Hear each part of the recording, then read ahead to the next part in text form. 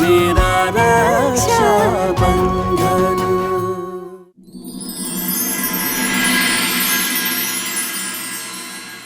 এটা তো আমার ওড়নার টুকরো, তোর কাছে কোত্থেকে এলো? যেখান থেকে তুমি পুলিমের হাতের বালাটা চুরি করেছিলে, তুমি একবার দেখাতে বলো ওনার হাতের বালাটা।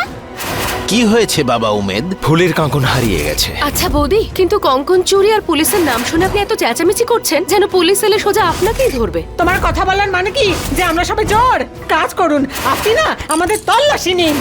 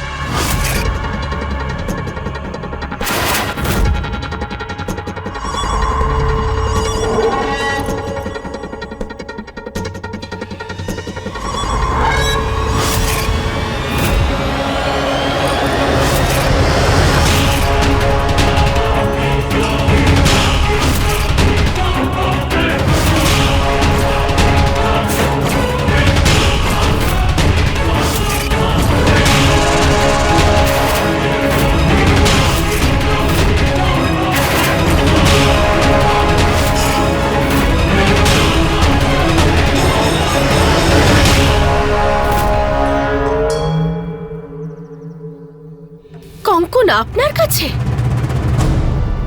আমি তো সবজি আনতে গেছিলাম, আমি বুঝতে পারছি না এটা আমার ব্যাগে কি করে এলো।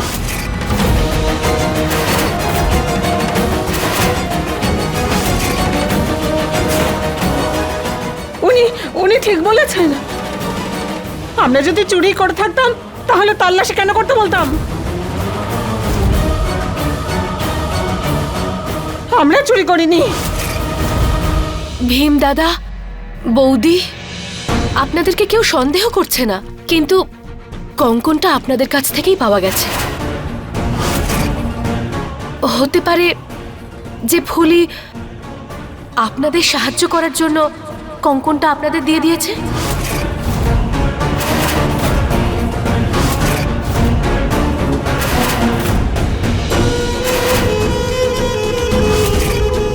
কোনো ব্যাপার না, ভুল মানুষই করে। বোন, তুমি এসব কি বলছো? তুমি আমার বোন ফুলিকে মিথ্যে অপবাদ দিচ্ছ। ফুলি আমাকে এটা দেয়নি।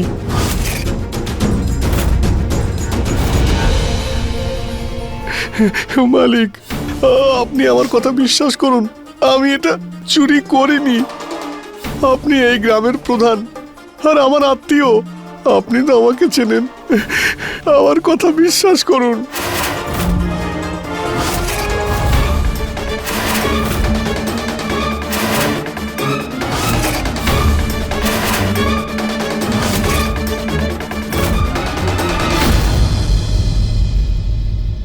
ভীম সিং, দাঁড়াও। ভীম সিং, দাঁড়াও।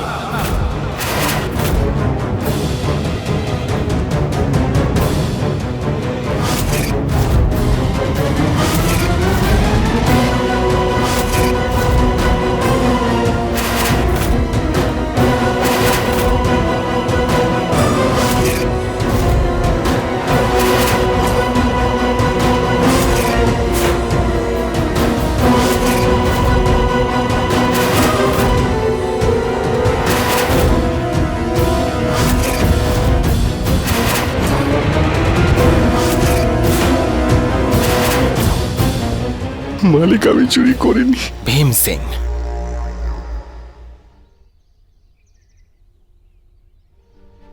এই সম্পর্কে আবদ্ধ হওয়ার আগে আমরা দুজনে ভালো বন্ধু।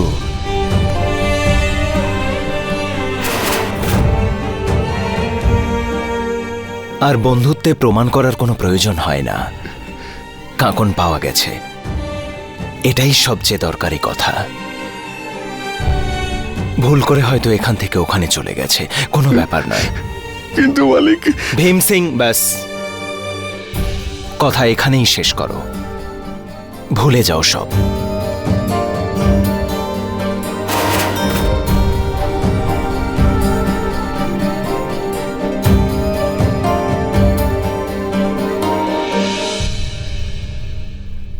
ফুলি, আমি জানি তুমি খুব বুদ্ধিমতী, কিন্তু এবার তুমি ভুল করেছো মা।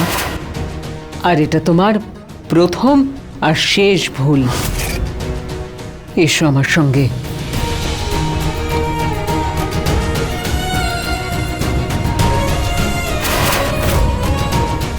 আমাদের বাড়ির বউয়ের হাত এরকম শূন্য থাকবে দেখতে ভালো লাগে না।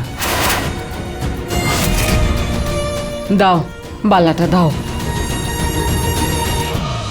উমেদ, নাও, ফুলিকে পরিয়ে দাও।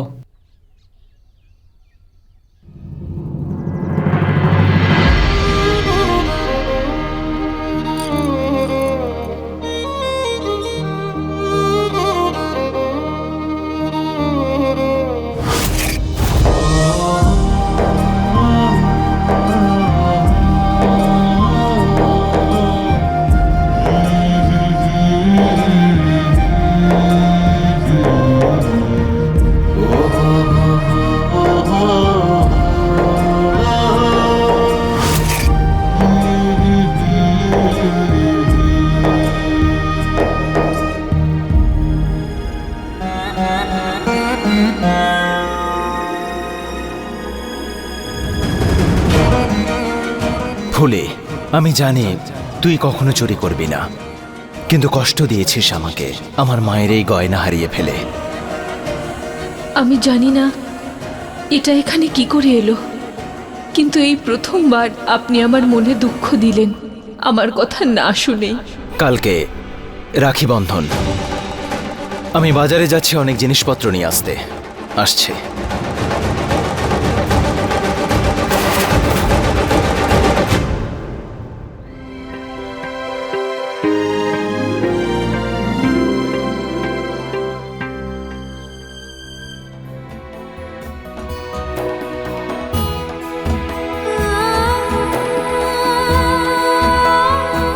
হতে পারে যে ফুলি আপনাদের দুজনকে সাহায্য করার জন্য কঙ্কনটা দিয়ে দিয়েছে। আমার কথা বিশ্বাস করুন, এটা আমি চুরি করিনি।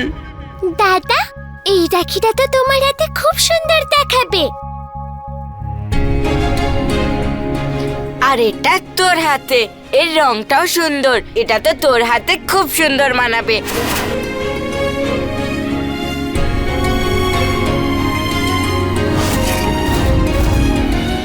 তাই না ফুলিমা?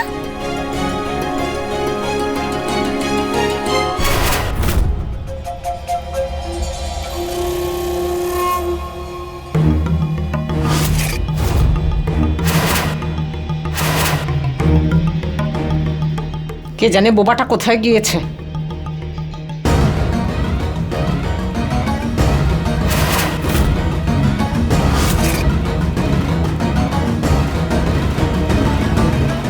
বৌদি, এখনো রাগ করে আছেন আমার ওপর? হ্যাঁ, আমি আপনার কাছে ক্ষমা চাইছি, এবার তো ক্ষমা করে দিন। ভেবে দেখবো। আজ তো উৎসবের দিন, তাই আপনার জন্য একটা ছোট্ট উপহার।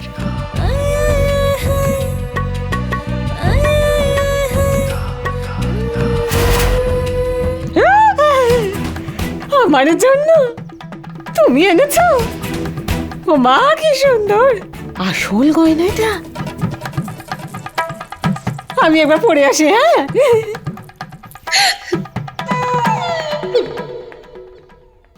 আমি তো পড়িয়ে নি, কাজ জায়গা না। বৌদি, কেউ নেই আমার এই পৃথিবীতে, তারপর ওই শয়তান মেয়েটা বারবার আমার ওপর মিথ্যে অভিযোগ দেয়। তার মানে ওইটুকু বাচ্চাকে তুমি সামলাতে পারো না? আমি তো দুদিনে সামলাতে পারি ওকে, কিন্তু গোটা বাড়ির লোক তোকে মাথায় করে রেখেছে। রাখি উৎসব, বোন দাদাকে রাখি পরায়, কিন্তু এখানে দেখছি শিবরাজ তার বোনের জন্য রাখি দেখছে। তুমি জানো না বুঝি? কি? আরে এই নিয়ম যুগ যুগ ধরে চলে আসছে যে একজন বোন তার দাদার হাতে রাখি পরায় আর দাদা বোনকে রক্ষা করে। কিন্তু এই বাড়িতে ওই মেয়ের কথাই শেষ কথা। ও নিজের দাদার হাতে রাখি পরায়, আবার দাদা নিজের বোনকে রাখি পরায়, আবার জোর গলায় বলে বেড়ায় যে আমি আমার দাদার রক্ষা করি। রশনি নিজের ভাইয়ের রক্ষা কবচ। যুগ যুগের নিয়ম পাল্টে রেখে দিয়েছে ছেলে মেয়ে দুটো। তার উপরে আমাদের নতুন জামাই কিচ্ছুটি বলে না ওদেরকে। এখন তুমিই বলো, যে মেয়ের জন্য তার দাদা আর তার বাবা পুরো সংসারের নিয়মই পাল্টে দেয়, তার জেদ হবে না তো কার হবে? হ্যাঁ, কিন্তু এইরকম নিয়ম, এসব তো ভুল। ভুল তো বটেই, কিন্তু ঠিক কাজ করার সাহস আজ অব্দি কেউ দেখায়নি। তোমার সাহস থাকলে দেখাও সেটা। আমি এটা একটু পরে দেখি। এত বছর ধরে শিবরাজ আর রোশনির রাখি বাঁধার প্রথা চলে আসছে, কিন্তু এবার এই নিয়মও ভাঙবে আর ওই রোশনির মনও ভাঙবে। যেটা আনতে বলেছিলাম এনেছিস? আরে এনেছি, এই নাও।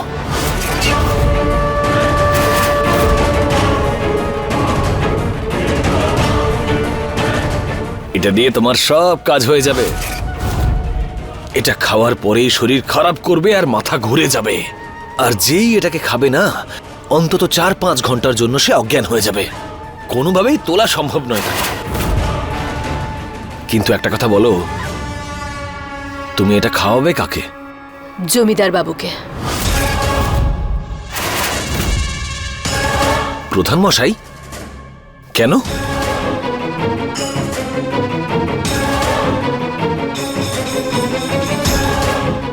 যেরকমটা আমি ভাবছি, যদি সেটাই হয়ে যায় তাহলে এত বছর ধরে যে নিয়ম চলে আসছে আর ওই শয়তান মেয়েটার অহংকার দুটোই ভেঙে যাবে। বাকিটা আমি সামলে নেব। প্রথা ভাঙার জন্য না আমি তোমার সঙ্গে আছি, একদম মন থেকে। এবার তুই বাইরে যা আর দরজার সামনে দাঁড়িয়ে অপেক্ষা করিস। আচ্ছা। যেই আমি শিবরাজকে বাইরে পাঠাবো, আমি ইশারা করার পর তুই তো জানিস তোকে কি করতে হবে। জানি। লাল রুমাল তো? লাল রুমাল। আজ রাখি পূর্ণিমার দিন। সব দাদা বোনেরা মিলে এই উৎসব পালন করে, কিন্তু শিবরাজ আর ওর বোন, এদের দুজনের হাতেই আজকে আর কেউ রাখি বাঁধবে না। খুব হাসি পাচ্ছিল তাই না রাখিগুলো দেখে? তোর ওই হাসি আজ আমি যদি কান্নায় বদলাতে না পারি, তাহলে আমার নামও চাঁদনি নয়।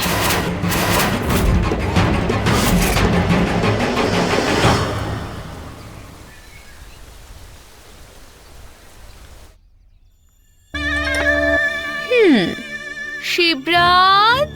হ্যাঁ মা। ও শিবরাজ, আমার সোনা বাবা, আজকে রাজপুত্রর মতো সুন্দর লাগছে, কারণ নজর না লেগে যায়। আচ্ছা সোনা, শোনো, এই বাড়িতে একমাত্র তুমি আছো যে আমাকে বোঝে, আমার খেয়াল রাখে, তাই না? আমার জন্য একটা ছোট্ট কাজ করে দেবে? হ্যাঁ মা। তুমি বাজারে যাও, তারপর নিজের জন্য আর তোমার বোনের জন্য একটা সুন্দর দেখে উপহার কিনো। আমি আমার তরফ থেকে তোমার বোনকে কিছু দিতে চাই। ও তো আমাকে পছন্দ করে না, তাই আমার থেকে উপহার নেবে না। যেমন ভাবে আমি তোমাদের দুজনকে নিজের সন্তান ভেবেছি, সেভাবে রোশনিও যেন আমাকে তার মা হিসেবে মেনে নেয়। আর তুমি তো জানোই ও কি পছন্দ করে। হ্যাঁ। তাহলে তুমি আমার জন্য এনে দেবে? হ্যাঁ মা, আমি এক্ষুনি যাব আর চলে আসবো। এখন তো তুই যাচ্ছিস, কিন্তু এত সহজে তুই ফিরে আসবি না। এবার তুই তখন ফিরে আসবি যখন রাখি বাঁধার সময় শেষ হয়ে যাবে, আর তোর বোনের রাখি বাঁধার প্রথাটাও ভেঙে যাবে।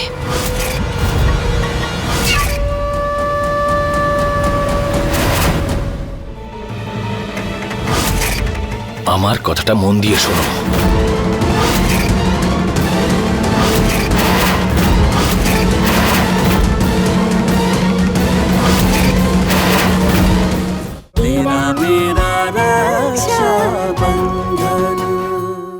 ওকে ইশারা করে বলে দি। চাঁদনি মা, কি হয়েছে? তুমি কি আমার দাদাকে দেখেছো?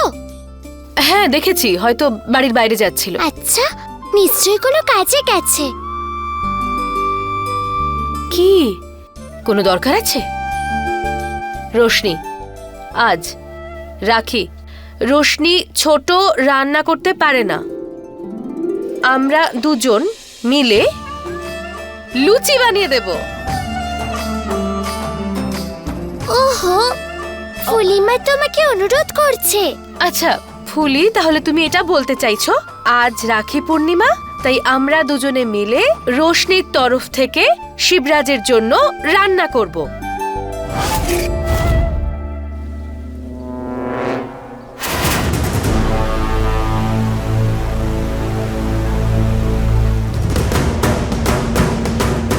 একটা খেলা শুরু করছি, তার মাঝখানে যেন কেউ না আসে। সেই জন্য প্রথমে জমিদার বাবুর ব্যবস্থা করাটা বেশি দরকার। আমি শিবরাজকে কোনো একটা অজুহাতে বাড়ির বাইরে বের করব, আর তুই বাইরে ওর জন্য অপেক্ষা করবি। যেই আমি লাল রুমাল দেখিয়ে তোকে ইশারা করব, তুই শিবরাজকে অপহরণ করবি। আজ রাখি পূর্ণিমা থাকবে 4টে পর্যন্ত, ততক্ষণ তুই শিবরাজকে সামলাবি। যেই 4টে বেজে যাবে ছেলেটাকে ছেড়ে দিবি। রাখি পূর্ণিমার শুভ মুহূর্ত কেটে গেলেই ওরা দুই ভাই বোন পরস্পরকে আর রাখি পরাতে পারবে না। আর এটাই হবে আমার প্রথম জয় ওই রোশনির বিরুদ্ধে। ও নতুন প্রথা শুরু করেছে তো, নিজের দাদার হাতে রাখি পরানোর। ও আবার বলে রোশনি ওর দাদার ঢাল। তাহলে আজ এই ঢালের অহংকার আর এই নিয়ম দুটোই ভাঙবে। ও কিনা আমাকে বোকা কথা বলছে, আর নিজের বুদ্ধির কি হলো? না ও শিবরাজকে বাইরে পাঠালো, আর না কোনো ইশারা করলো।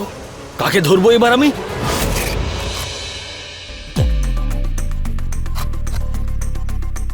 এরা দুজন যেভাবে রান্নাঘরে বসে আছে, এত সহজে আমি বেরোতে পারবো না এখান থেকে। কি করব?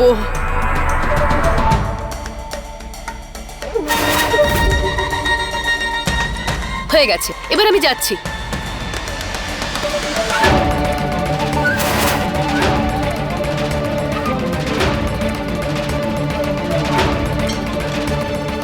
লুচি ছাড়তে হবে?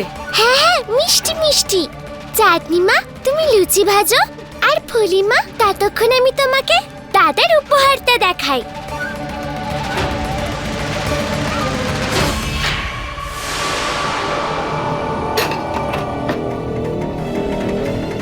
আরে ও তো আমার ইশারার অপেক্ষা করে দাঁড়িয়ে আছে।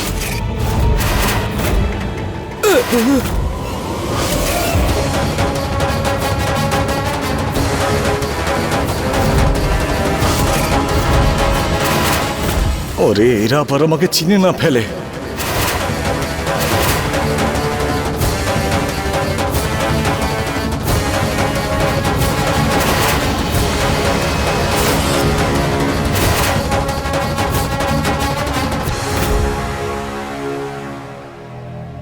শিবরাজ, রোশনি, দেখ তোদের জন্য কি এনেছি। এদিকে আমরা বাবা।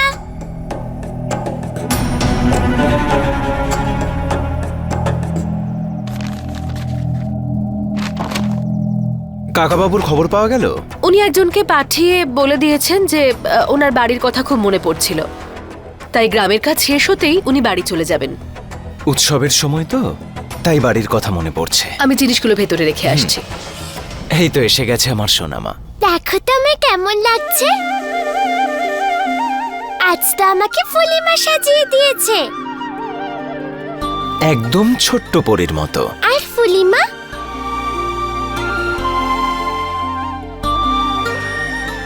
একদম এই ছোট্ট পরীর মায়ের মতো। খুব সুন্দর। দেখলে ফুলিমা, আমি বলেছিলাম না তোমাকে খুব সুন্দর লাগছে। বাবা, আমি আর ফুলিমা একসাথে দাদার জন্য খাবার বানিয়েছি। দেখবে তুমি? দেখি।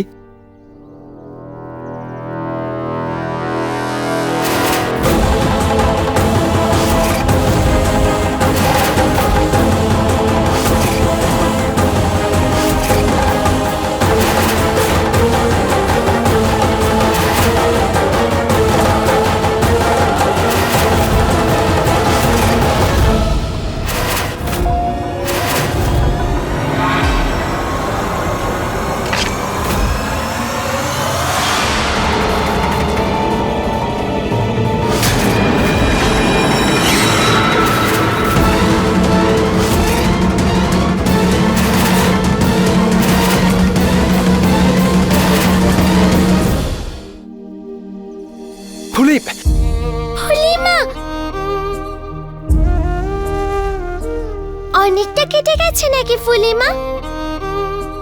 মানছি রেগে আছি আমি তোর ওপর, কিন্তু তোর আঘাত লাগলে আমিও কষ্ট পাই। চল ওষুধ লাগিয়ে দেবো, চল আয়।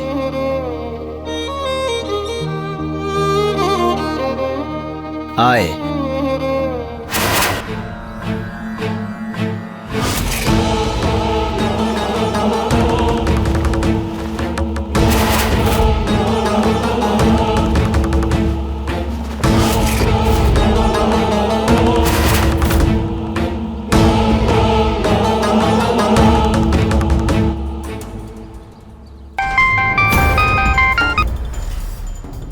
আরে চাননি, আরে রুমালের ইশারা তো পেয়ে গেছি, কিন্তু ছেলেটা কোথায়?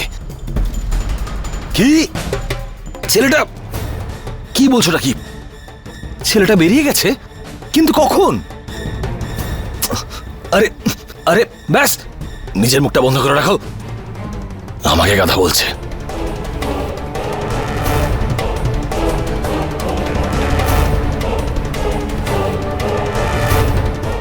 হ্যাঁ, যেটা বলছি মন দিয়ে শোনো।